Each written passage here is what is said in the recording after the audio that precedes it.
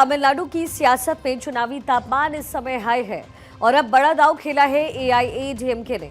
Party के महासचिव पलानीस्वामी ने सत्ता में आने पर महिला मुखियाओं को 2000 रुपए प्रति महीने देने का वादा किया है, लेकिन सवाल है कि क्या ये चुनावी रणनीति है या सामाजिक सशक्तिकरण की ठोस योजना। दरअसल तिरुवल्लुवर जिले में एक जनसभा में पलानीस्वामी ने अपने 10 चुनावी वादों को याद किया, जिनमें महिला परिवार प्रमुख को आर्थिक मासिक सहायता देने का वायदा भी शामिल था।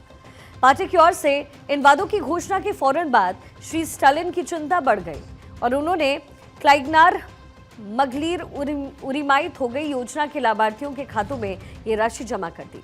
मुख्यमंत्री एमके स्टालिन के नेतृत्व वाली डीएमके सरकार ने कुछ दिन पहले ही क्लाइगनार मगलीर उरिमाई थोगई योजना के लाभार्थियों को 5000 रुपए केवल एआईएडीएमके की ओर से बनाए गए प्रेशर की वजह से दिए। पलानीस्वामी ने कहा कि एआईएडीएमके एक ऐसी पार्टी है जिसमें एक कार्यकर्ता भी महासचिव और मुख्यमंत्री बन सकता है, लेकिन डीएमके में ऐसा नहीं है। पलानीस्वामी ने ऐलान किया है कि अगर सत्ता में वो आते हैं तो तमिलनाडु की राजनीति में महिला मतदाता निर्णायक भूमिका निभाती हैं और महिला वोट बैंक पर फोकस करते हुए 2000 रुपए प्रति महीने का सीधा ट्रांसफर होगा। घर की महिला मुखिया को आर्थिक ताकत देने का एक संदेश, एक मैसेज दिया गया। ये कदम सीधे तौर पर महिला वोट बैंक को साधने की एक रणनीति माना जा रहा है। वहीं ग्रामीण रोजगार योजना को 150 दिन तक बढ़ाने का वादा है। ग्रामीण अर्थव्यवस्था को मजबूत करने का दावा है। पुरुषों के लिए मुफ्त बस यात्रा, ये कदम मौजूदा सरकार की महिला फ्री बस स्कीम का काउंटर नैरेटिव माना जा रहा है।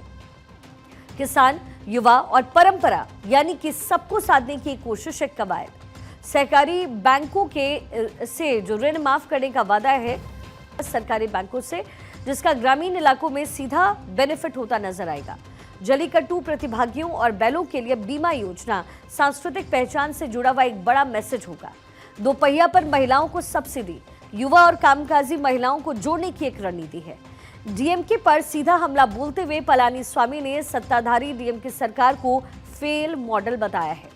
ये सिर्फ वादों की राजनीति नहीं है, बल्कि नैरेटिव की लड़ाई भी है।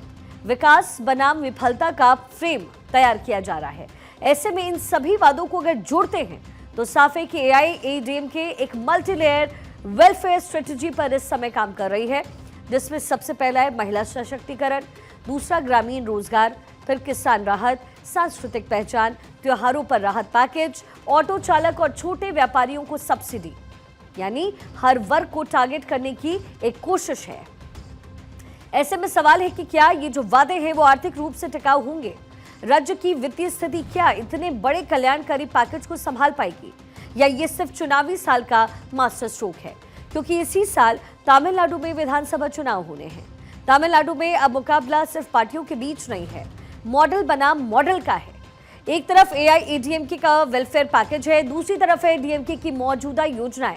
लेकिन फैसला जनता करेगी कि क्या वो बदलाव चाहती है या मौजूदा मॉडल पर भरोसा रखेगी।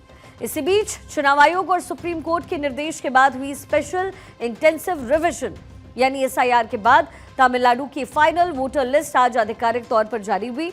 इससे बड़े पैमाने पर नाम काटे गए हैं, जो कि 97 लाख से ज्यादा हैं। जिला निर्वाचन अधिकारियों ने राज्य भर में जिलेवार आंकड़े जारी करने शुरू किए।